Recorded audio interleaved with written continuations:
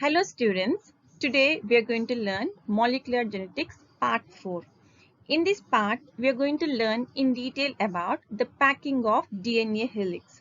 How this DNA is packed in the tiny nucleus of the cell. Before knowing the packing of the DNA helix, let's learn about the length of the DNA. If you take the length of the DNA, it is approximately 2.2 meters. How? How can we calculate the length of the DNA here? This is the DNA double helix. So in the DNA, the distance between two consecutive base pairs is 0.34 nanometers. So you can see the distance between the cytosine and guanine. These are the two base pairs. The distance between two base pairs is 0.34 nanometers. So it is 0.34 nanometers, and we have to convert it into meters. That comes around 0.34 into 10 to the power of minus 9 meters here. And coming to total number of base pairs in a cell. So in a cell, how many base pairs the DNA is having? It is around 6.6 billions, and we can write it as 6 into 10 to the power 9 base pairs. And to measure the DNA length, the length of the DNA helix, we should multiply the distance between two consecutive base pairs with the total number of base pairs in the cell. So when we multiply this value with this value, we'll get 2.2 meters. So this is the length of the DNA in a typical mammalian cell. Now, this 2.2 meters of the DNA should fit into 10 to the power minus 6 meters, very tiny size, very small size nucleus. How it is possible? So 2.2 meters of DNA in 0.00001 meters nucleus here. So this lengthy DNA should be packed in the tiny nucleus. And let me give you more information about this, the length of the DNA. So if we take the total length of all the DNA strands in the human body, so in all the cells of the human body, if you take the total length, it is equal to 6,000 times the distance of the moon from the earth, the distance from the moon from the earth. So it is such a lengthy DNA here. So now let's learn how this 2.2 meters of DNA in a single cell is packed into the nucleus.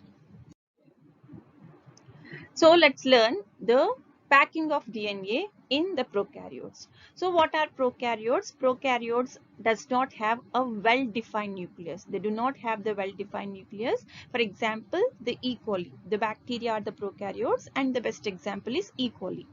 Even though it does not have the nucleus, it is not packed in the nucleus, it is not scattered throughout the cell, because this negatively charged DNA is held together with positively charged proteins in a region called the nucleoid. We call this region called as nucleoid here.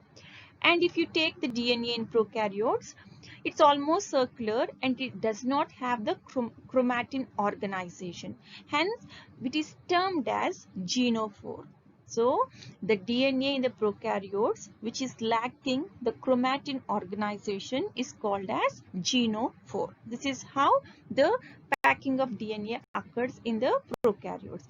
But coming to eukaryotes, it is packed in a more complex way. Now, the packing of DNA helix in the eukaryotes.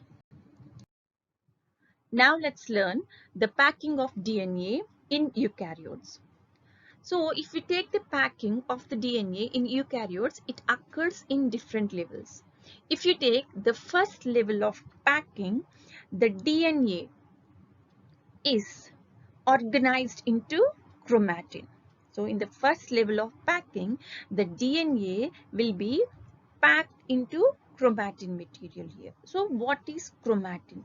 The chromatin is formed by a series of repeating units called nucleosomes. And what is this nucleosome?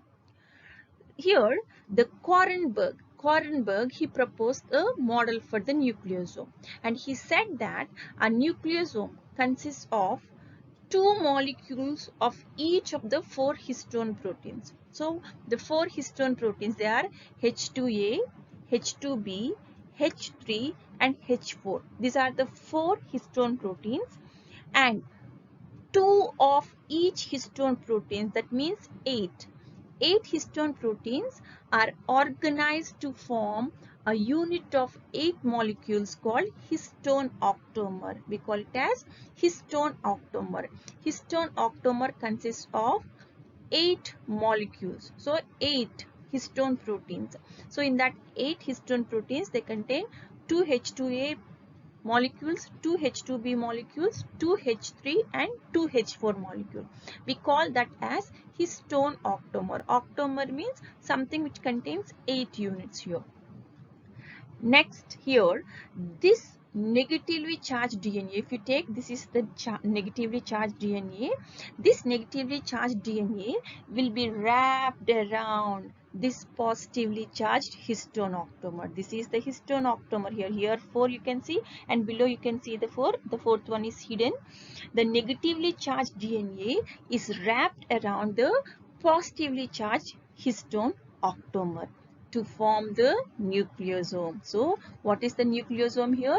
Histone octamer with a small stretch of DNA wrapped around it is called as nucleosome. So the repeating units of like this nucleosomes forms the chromatin here. And if we take the nucleosome here, the typical nucleosome contains around 200 base pairs of DNA helix. So here you can see the 2 turns of DNA here, and the length of this DNA, if we measure in base pairs, it is 200 base pairs here. Okay, now let's learn the second level of DNA packing.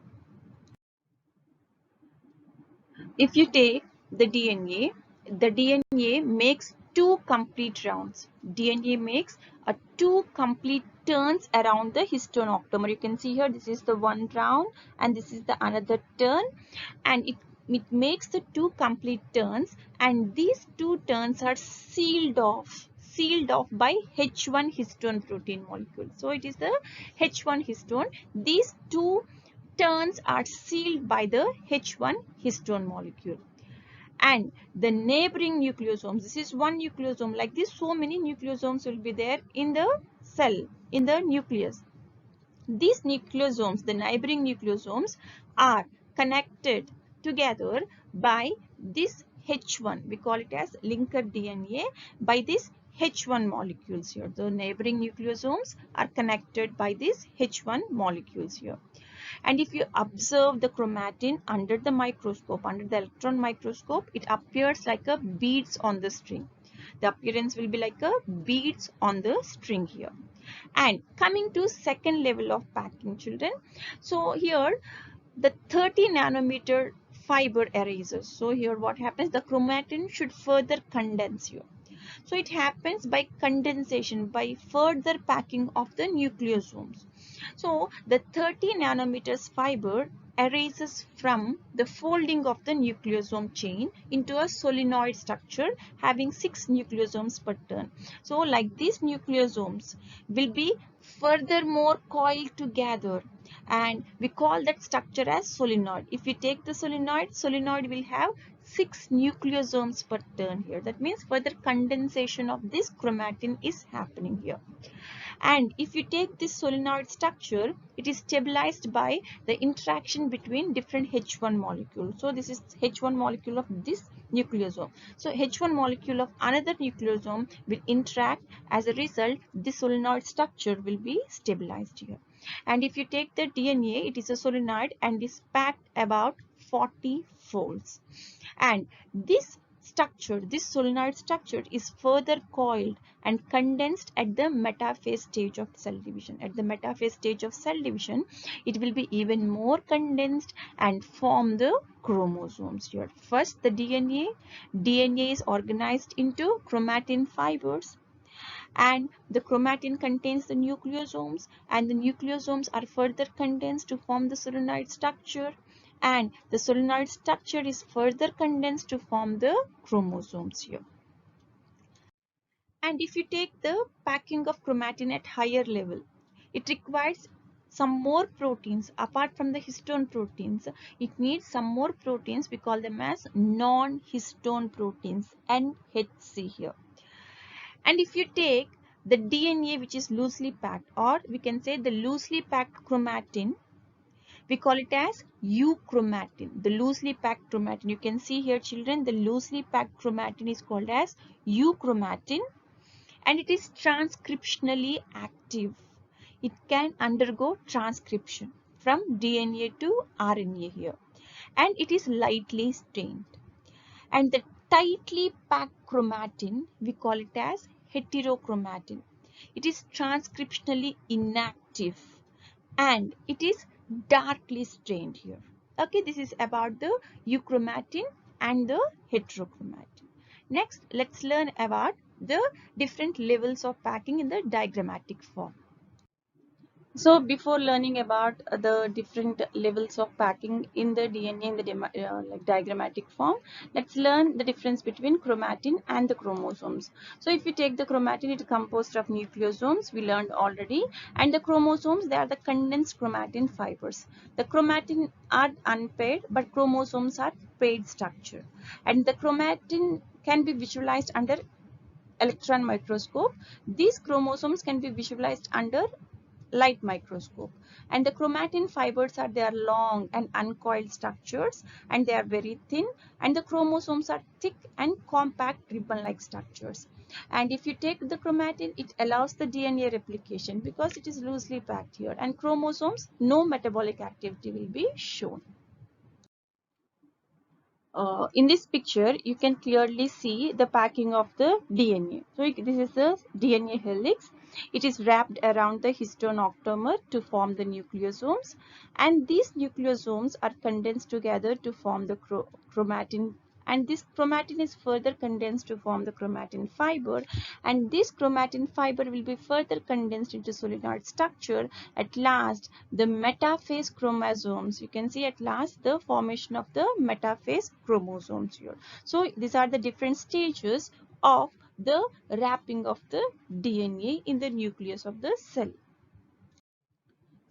In this picture, you can see clearly children, stage by stage. First stage, the DNA, and DNA wrapped around the histone proteins. We call them as individual units as nucleosomes, and nucleosomes are coiled into the chromatin fiber, and further condensation takes place, that is solenoid structure, and this solenoid structure will be further condensed to form the chromosomes, and these are the duplicated chromosomes here. So each one we call it as chromatid. They are the sister chromatids here.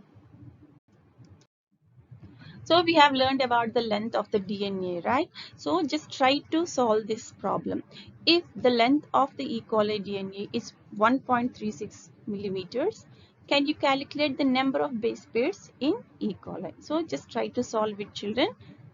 And this is about the packing of DNA helix.